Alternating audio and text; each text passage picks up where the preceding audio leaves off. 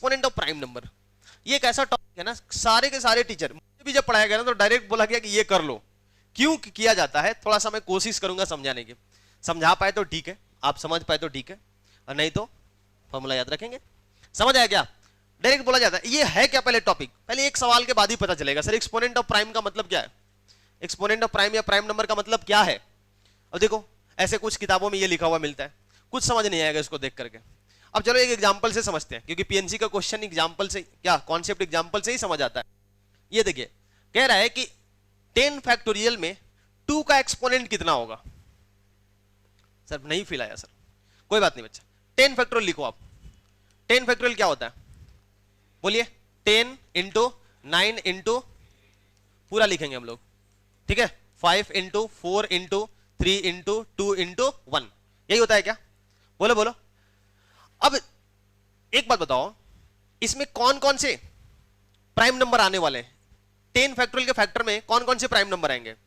2 आएगा, 3 आएगा, 5 आएगा, 7 आएगा। 11 नहीं आ सकता क्योंकि 11 10 से बड़ा है। समझ रहे कि नहीं समझ रहे? कहीं भी 11 नहीं दिखाई देगा। मतलब इस नंबर को, अरे याद करो, हमने ऐसा काम किया हुआ है, याद करो कोई नंबर, ये बहुत बड़ा नंबर है 10 फैक्टोरियल जो है।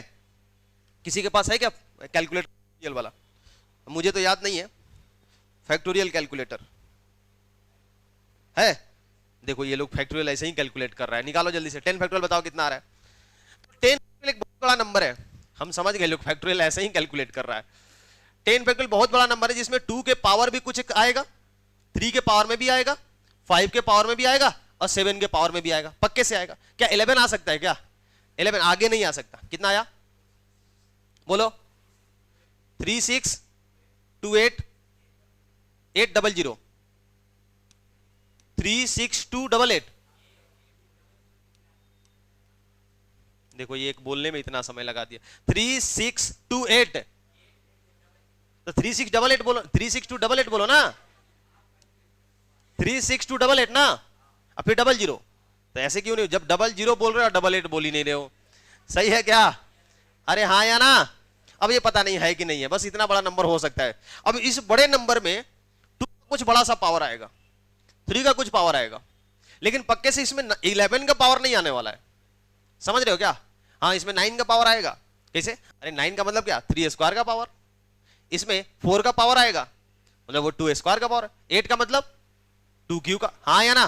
तो यही बोल रहा है कि इस फैक्टोरियल, इस बड़े से नंबर के अंदर 2 का पावर कितना होगा। मतलब कह रहा है, समझ रहे हो कि नहीं समझ रहे हो? एक्सपोनेंट वाले क्वेश्चन किए थे हम, हाँ या ना? कैसे निकालेंगे इसको, कैसे निकालेंगे? क्लियर हो रहा है क्या? बोलो बच्चा, अरे बोलो। अब बताओ 2 के पावर कहां कहां से आ सकता है, बताओ? पावर ऑफ ए का वैल्यू, चलो ए का वैल्यू देखो, ए का वैल्यू कहां कहां से आ सकता है? देखो एक तो ए का वैल्यू यहां से आएगा,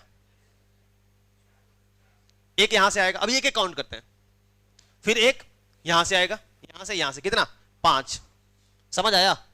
आया ना? अब देखो, क्योंकि 2 के फैक्टर इसके अंदर 5 हैं, 2 के मल्टीपल इसके अंदर कितने हैं? 5 है। फैक्टर 2 के मल्टीपल कितने हैं? 5 है। बोल बच्चा है ना? तो 5 तो 2 दिख गया। अब देखो और कुछ छूट रहा है। क्या छूट रहा है बच्चा? क्या छूट रहा है? देखो कहां कहां और है, और कहां कहां है?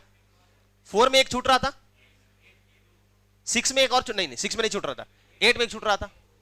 छूट रहा है कि नहीं छूट रहा है? बोल बच्चा हाँ या ना? तो अभी अभी एक एक और काउंट करते हैं, एक एक सबसे लेके चलेंगे ना, मतलब एक बार चले, ऐसे होता है ना कि चंदा तहसील रहे हैं। बोल बच्चा हाँ या ना? पहले सबसे हमने ले लिया 2 2, फिर पता है नहीं, चल एक बार और घूमते हैं। तो इससे खत्म हो गया था, बोला दिखा दिया, देख झोरा में कुछ है ही नहीं। इसके पास है, एक और लो, इसके पास है। बोल बच्चा हाँ या ना? कितना लिए? क्लियर हो रहा है कि नहीं हो रहा है? और इसके बाद क्या होगा? इसके बाद क्या होगा? फिर एक बार घूमे, किसके बाद मिलेगा? 8 के पास मिलेगा। अब ये क्यों सर ऐसे क्यों कर रहे हैं? क्या हमें नहीं पता है क्या कि टोटल 8 है? वो दिख रहा है कि नहीं दिख रहा है? डायरेक्ट सर वहां 2 यहां ऐसे ऐसे आप डायरेक्ट 8 कर लेते हैं आप, 8 के पास 3 था, लेकिन हम उस फॉर्मूले तक पहुंचना चाहते हैं कि ये जो इतना खतरनाक सा लिखा हुआ है, ये क्या लिखा हुआ है। अच्छा इसमें ये चीज का मतलब समझते हो क्या होता है? ये ग्रेटेस्ट इंटीजर है, बहुत सारे बच्चे नहीं जानते होंगे।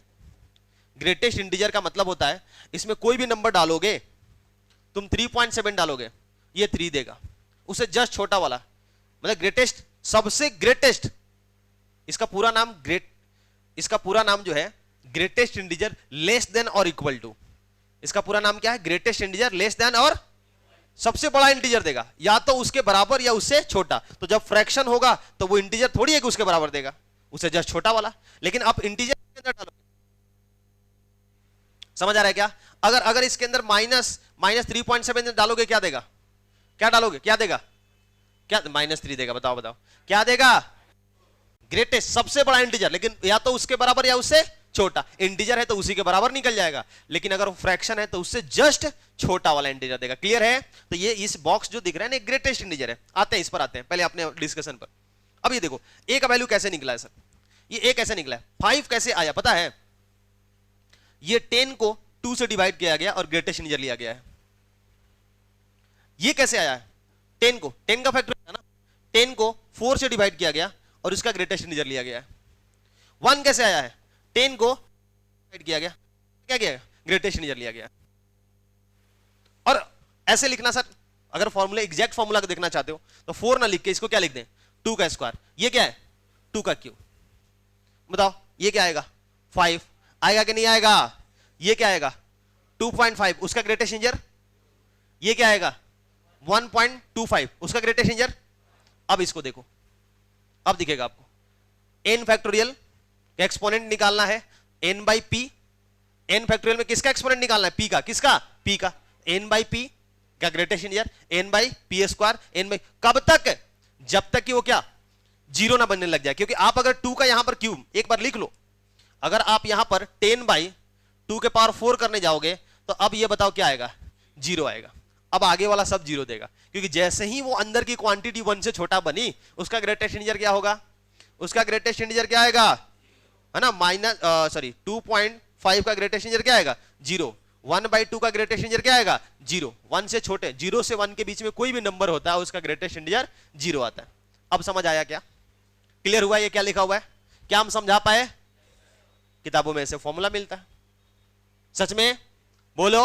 आओ बच्चा ये देखो, हाँ हमें लगता है ये क्या है यार, क्योंकि शुरू से आदत नहीं है ना एक्सेप्ट करने का, दिमाग खुरापाती कि दिमाग लगाना है। कभी मतलब आप कुछ बोल दो ना, वो मानेंगे, पहले 4 बार सोचेंगे, अच्छा इसे किसे बोल रहा है, ये कुछ तो बात है इसमें, इसका जरूर फायदा होगा, तो फिर दिमाग लगाते हैं।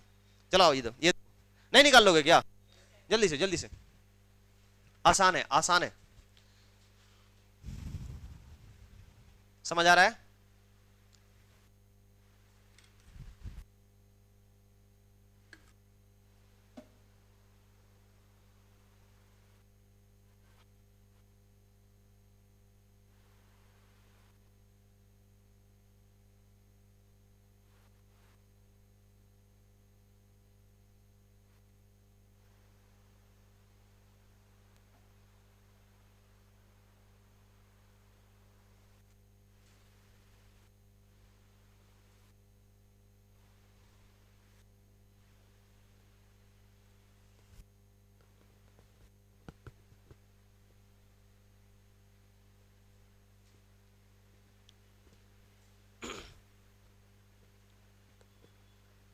कहां तक जाएंगे? 2 के पावर 6 तक। 7 कितना होता है? 112, 28 सॉरी, 28, तो 6 तक ही जाओगे। अब समझ आया? 2 के पावर 6 तक, तो 6 ग्रेटेस्ट इंटीजर वैल्यू निकालने। आ गया? ग्रेटेस्ट इंटीजर समझते हो क्या होता है बच्चा? 100 फैक्टोरियल का मतलब है 100/2, 100/2 का स्क्वायर 4 प्लस 100/8, और ये जाएगा कहां तक? 100 बोलिए कहां तक? 56 तक, सॉरी 64 तक, 64 तक। ये कितना आ रहा है एग्जैक्ट? ये 50 आ जाएगा, ये एग्जैक्ट 25, ये कितना हुआ? 12.5, तो कितना आएगा? 12, बोलते जाइए, 1, यहीं तक है बस। आगे जो है अगर अगला लोगे तो क्या हो जाएगा? जीरो हो जाएगा। क्या आ रहा है आंसर? 97।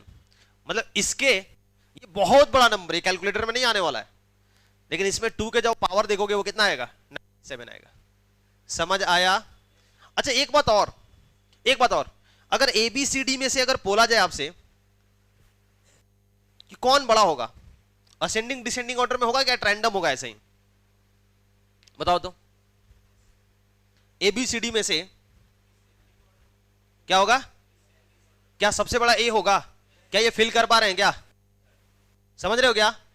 समझ रहे हो ना? क्योंकि हमेशा ये बड़ा नंबर आने वाला है, और 3 जब करोगे तो छोटा आएगा कि नहीं आएगा? 3 का B का वैल्यू छोटा आएगा, तो वो घटते जाएगा। जैसे जैसे बेस बड़ा हो रहा है वो पावर क्या होगा? घटते जाएगा।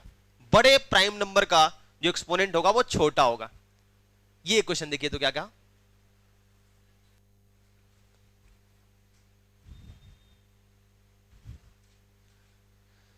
ठीक है, निकालो।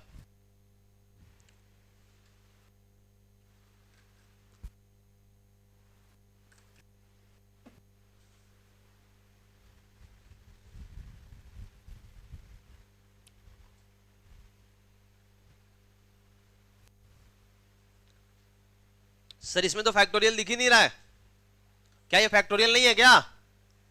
100 फैक्टोरियल अपॉन 50 फैक्टोरियल और 50 फैक्टोरियल, और 7 का एक्सपोनेंट बोला है, नहीं क्या? तो बताओ क्या देखना होगा? 100 फैक्टोरियल में हमें 7 का एक्सपोनेंट देखना होगा, बोल बच्चा, और फिर किसमें? 50 फैक्टोरियल में। लेकिन 50 फैक्टोरियल में कितनी बार? 2 बार। समझ रहे हैं क्या? बोल बच्चा हाँ या ना?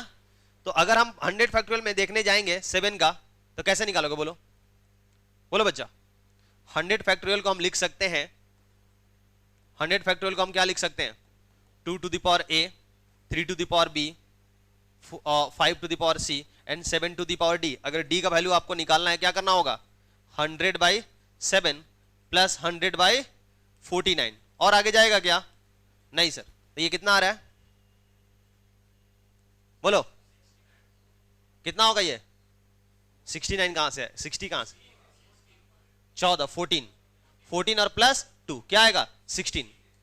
और वैसे ही हमें 50 फैक्टोरियल में निकालना होगा, 2 to the power A, 3 to the power B, 5 to the power C और 7 to the power D। इसमें बताओ क्या आ रहा है? D का वैल्यू कितना आ रहा है बच्चा? कितना आएगा? 50 बाई कितना? 7 और प्लस 50/49 होगा क्या? कितना होगा? 7 + 1 कितना? 8। लेकिन ध्यान दो कि ये 2 हैं, है कि नहीं है? ये 2 हैं, इसमें 7 का जो आया, इसमें कितना आया? 7 to the power 16। इसमें कितना आया? 7 to the power 8। इसमें भी कितना आएगा? इसका मतलब कितना? 1। समझ आया? इसी क्वेश्चन को ऐसे पूछ सकता था कि ये है क्या 7 से डिविजिबल है? क्या ये 7 से डिविजिबल है? नहीं सर। जब उसमें 7 का पावर ही नहीं, 7 का फैक्टर आएगा ही नहीं। 8 जो है क्या 5 से डिविजिबल है? क्यों? क्योंकि उसमें 5 का कोई पावर ही नहीं है, 5 का पावर 0 है। इसमें 7 का पावर क्या है? 0 है। क्लियर हो रहा है क्या? समझ गए? तो ऐसे क्वेश्चन पूछा जा सकता है। चलें आगे। ये देखो तो क्या बोल रहा है, ये क्या बोल दिया बच्चा?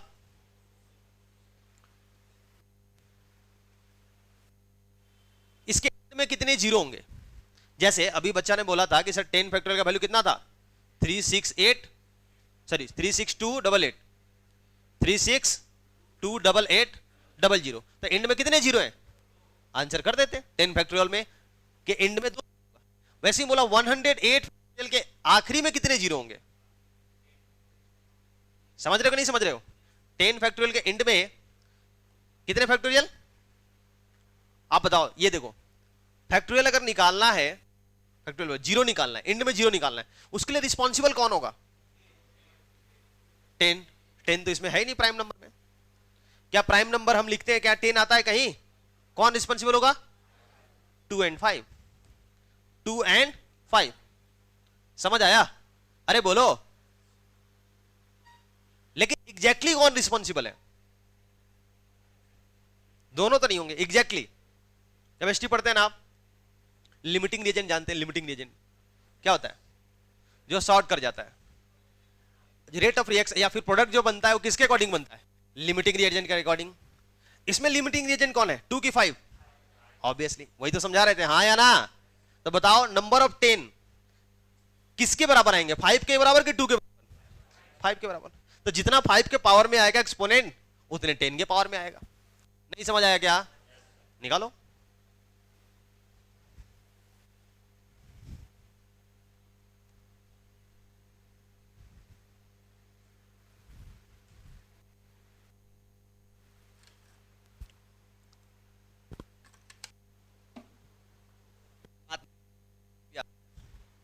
बात नहीं करना है।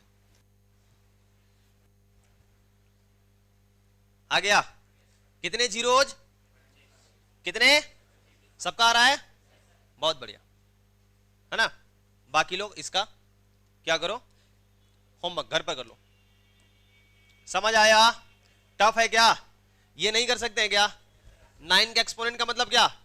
3 के पावर 2। अरे बोलो, 3 के पावर 2 का एक्सपोनेंट, हाँ या ना? निकाल लेंगे।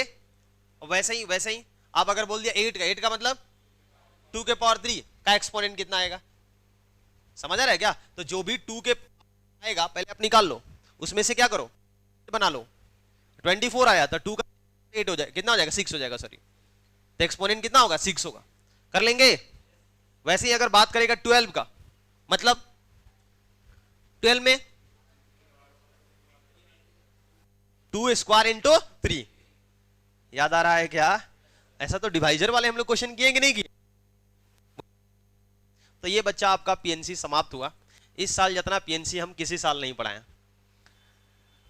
समझ आ गया क्या? पीएनसी खत्म हो चुका है। अगर कहीं से एक आध दो को कुछ क्वेश्चन एक्स्ट्रा मिल रहा है तो एडवांस के प्रैक्टिस में हम करवा देंगे।